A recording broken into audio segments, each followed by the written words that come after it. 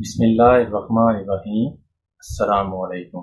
मैं हूं आपका ट्यूटर निशान अशरफ और आप देख रहे हैं हमारा यूट्यूब चैनल ट्यूटर ऑनलाइन। उम्मीद है कि आप सब लोग खैरियत से हों। मैं ऑब्जेक्ट ओरिएंटेड प्रोग्रामिंग के कोर्स के अंदर आपको खुशामदीद कहता हूं। शुरू करते हैं आज का लेक्चर। इस लेक्चर के अंदर एक प्रैक्टिस प्रॉब्लम को डिस्कस करेंगे।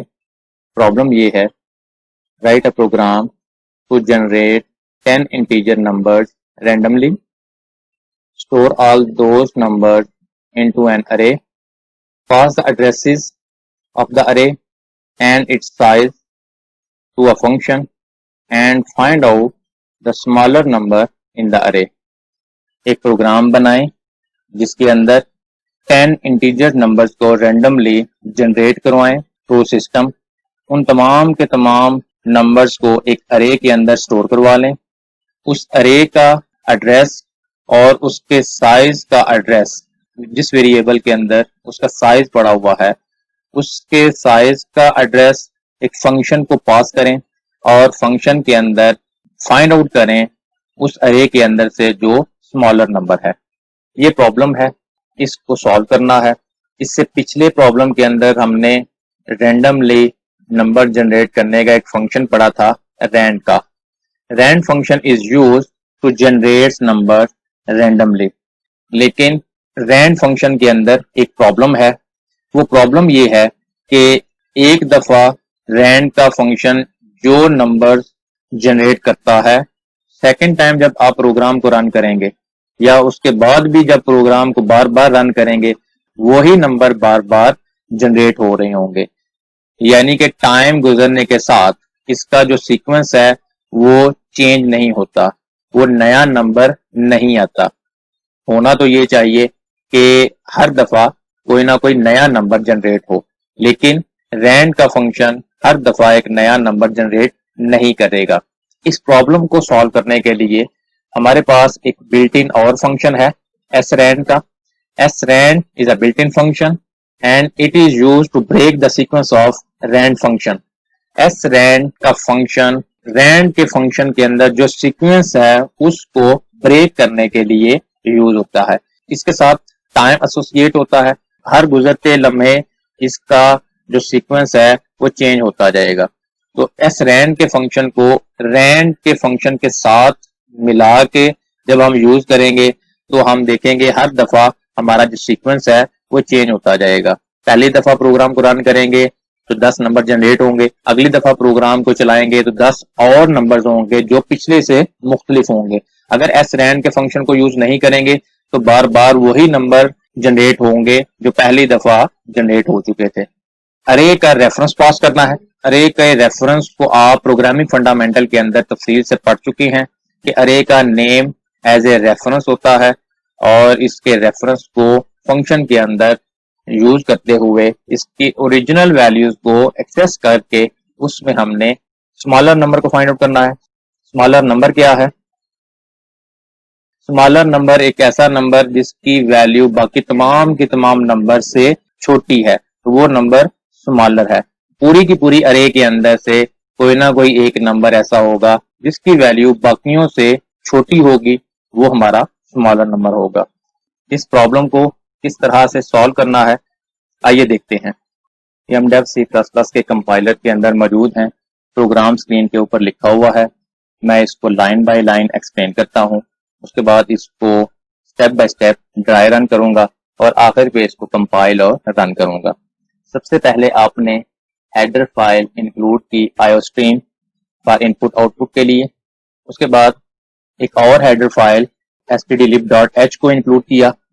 stdlib.h हेडर फाइल यूज होती है रैंड फंक्शन के लिए। उसके बाद आपने एक और हेडर फाइल इंक्लूड की ctime हेडर फाइल यूज होती है srand फंक्शन के लिए। रैंड और srand दोनों फंक्शन के लिए हेडर फाइल को इंक्लूड कर दिया यूजिंग नेम स्पेस std। उसके बाद क्लास के कीवर्ड से माई क्लास डिफाइन की, क्लास को स्टार्ट किया।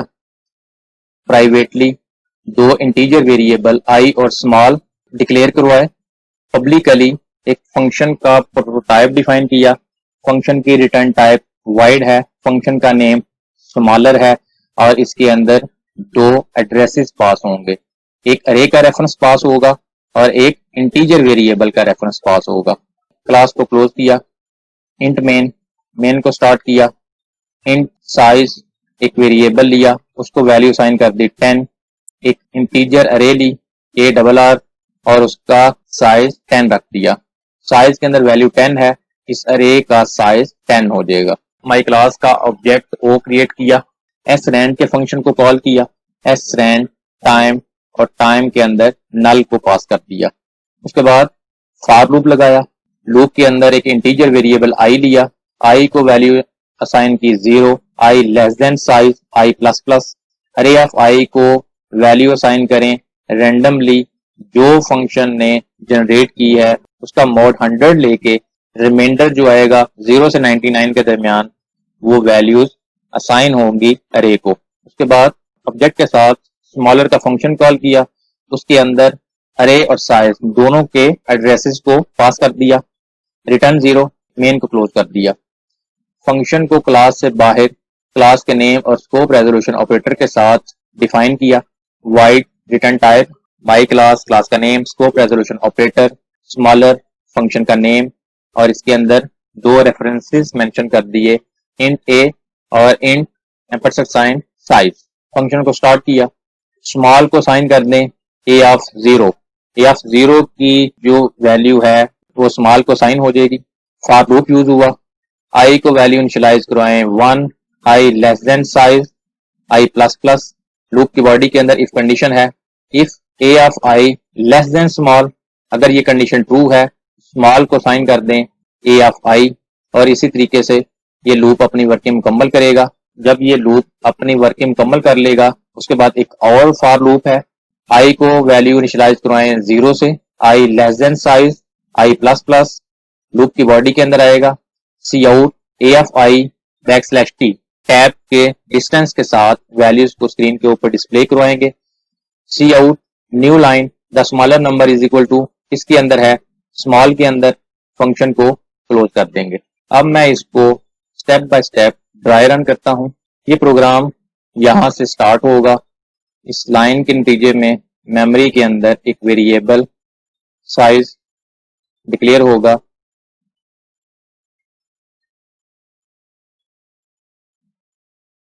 उसको वैल्यू साइन कर दें 10, इसका कोई ना कोई एड्रेस है, लेट्स गो 0x12, एक अरे डिक्लेयर होगी,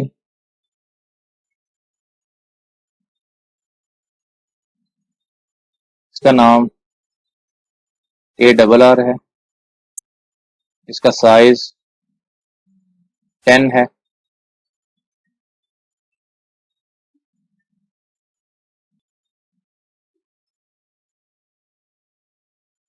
जीरो इंडेक्स से 9 तक, इसका भी कोई ना कोई एड्रेस होगा। उसके बाद क्लास का ऑब्जेक्ट क्रिएट हुआ ओ, उसके अंदर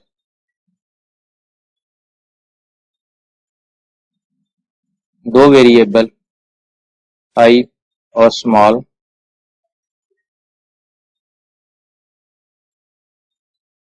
उसके बाद srand का फंक्शन कॉल होगा, उसके बाद लूप स्टार्ट हुआ, आई को वैल्यू इनिशियलाइज करवाएं 0, आई लेस देन साइज, साइज के अंदर 10 पड़ा हुआ है, कंडीशन ट्रू है, अरे ऑफ आई को असाइन करें रेंडमली नंबर जनरेट करके, उसका 100 के साथ मॉडुलस लेके जो वैल्यू आएगी अरे ऑफ आई को इनिशियलाइज हो जाएगी। आई की वैल्यू 0 है, अरे ऑफ 0 के ऊपर नंबर आ जाएगा, इसी तरीके से आई प्लस प्लस होगा, आई की वैल्यू 1 हो जाएगी, कंडीशन चेक होगी, अरे ऑफ 1 को वैल्यू साइन हो जाएगी, इसी तरीके से आई की वैल्यू 2 होगी, सारी की सारी अरे के अंदर वैल्यूज असाइन हो जाएंगी। उसके बाद ऑब्जेक्ट के साथ फंक्शन को कॉल किया, उसके अंदर अरे का रेफरेंस और साइज का रेफरेंस पास किया, दोनों रेफरेंसेस अरे का भी कोई ना कोई रेफरेंस होगा, लेट्स सपोज 0x13 अरे का रेफरेंस और 0x12 साइज का रेफरेंस, दोनों रेफरेंसेस फंक्शन के अंदर पास करेंगे, क्लास से बाहर फंक्शन को लोकेट करेगा और इसके अंदर दो वेरिएबल डिक्लेयर होंगे जिनमें रेफरेंसेस आ जाएंगे, एक ए का और दूसरा साइज का।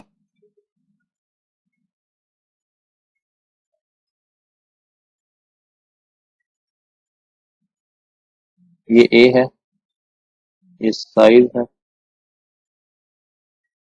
0x13 0x12। ये रेफरेंसेस भी पॉइंटर वेरिएबल की तरह ही बिहेव करेंगे, लेकिन फर्क ये है कि पॉइंटर वेरिएबल के अंदर नल वैल्यू भी हो सकती है, जबकि इन रेफरेंसेस के अंदर नल नहीं हो सकता, और इनको डॉट के साथ यूज कर लेते हैं, जबकि पॉइंटर वेरिएबल के साथ सोल्यूशन ऑपरेटर आता है, और स्टैटिक यूज करते हैं के अंदर डायरेक्टली वैल्यू यूज हो जाती है। तो पॉइंटर वेरिएबल और डायरेक्ट रेफरेंसेस के अंदर माइनर सा फर्क है, काम एक जैसा ही कर रहे होते हैं। पॉइंटर वेरिएबल के अंदर कोई और एड्रेस भी असाइन हो सकता है, लेकिन इन वेरिएबल्स को कोई और एड्रेस असाइन नहीं हो सकता। स्मॉल को असाइन कर दें ए ऑफ 0, ए के अंदर रेफरेंस है अरे का, उसको एक्सेस करेंगे उसकी वैल्यू को, जो वैल्यू होगी वो स्मॉल के अंदर आ जाएगी। आई को वैल्यू इनिशियलाइज कराएं 1, दोबारा से इनिशियलाइजेशन होगी। आई लेस देन साइज, साइज के अंदर रेफरेंस पड़ा हुआ है जो कि एक और साइज वेरिएबल है, उसके अंदर 10 है। आप यहां से ऐसे इसको कंसिडर कर सकते हैं 10।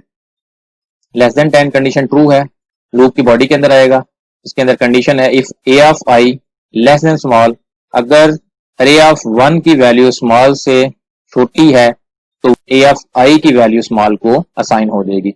इसी तरीके से जो वैल्यू भी छोटी होगी वो स्मॉल वेरिएबल के अंदर आ जाएगी। जब ये लूप अपनी वर्किंग मुकम्मल करेगा तो उसके बाद फिर फॉर लूप है, आई को इनिशियलाइज करवाएंगे 0 से, i less than size, i plus plus, C out करें अरे ऑफ आई और टैब के डिस्टेंस के साथ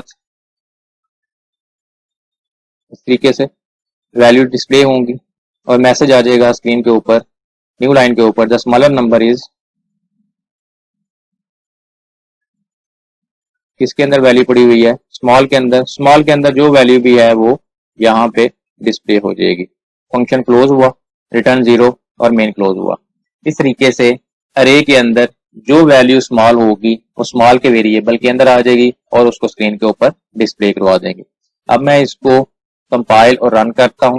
कंपाइल और रन करने के लिए कंपाइल और रन के बटन के ऊपर क्लिक किया, आप देख रहे हैं कि स्मॉलर नंबर 6 निकला है। ये अरे की वैल्यूज हैं, 10 नंबर जो जनरेट हुए थे उसमें 6 नंबर है जो सबसे छोटा है, smaller number is equal to 6। Press any to continue, दोबारा से चेक करते हैं और उसका सीक्वेंस देखते हैं कि चेंज हुआ है या नहीं एसरैन के साथ। Smaller number is equal to 4। अब ये वैल्यू पहले से मुख्तलिफ है और इनमें से 4 नंबर सबसे छोटा है। प्रेस एनी टू कंटिन्यू, एक दफा फिर चेक करते हैं। इस दफा जो वैल्यूज हैं वो पहले से मुख्तलिफ हैं और 8 नंबर सबसे छोटा है। प्रेस एनी टू कंटिन्यू, आपने देखा कि किस तरह से एस रैंड के फंक्शन को यूज करते हुए हमने रैंड का जो सीक्वेंस है उसको ब्रेक किया। हर दफा नई वैल्यूज आ रही हैं और उनमें से जो वैल्यू छोटी होती है वो स्मॉल वेरिएबल के अंदर आ जाती है और उसको फिर हम स्क्रीन के ऊपर डिस्प्ले करवा लेते हैं। इस प्रोग्राम के अंदर आपने अरे के रेफरेंस को पास किया फंक्शन के अंदर और उस रेफरेंस को यूज करते हुए ओरिजिनल वैल्यूज को एक्सेस किया। अगर आपका कोई क्वेश्चन हो तो कमेंट सेक्शन के अंदर आप पूछ सकते हैं। अगर आपको हमारी ये वीडियो पसंद आई हो तो इसको लाइक करें, शेयर करें, कमेंट सेक्शन में अपनी राय का इजहार करें और अगर अभी तक आपने हमारे चैनल को सब्सक्राइब नहीं किया तो सब्सक्राइब के बटन पर क्लिक करके साथ घंटी के निशान को दबा दें ताकि हमारी आने वाली हर वीडियो का आपको फौरन पता चल जाए। अपना बहुत सारा ख्याल रखिएगा। अल्लाह हाफिज।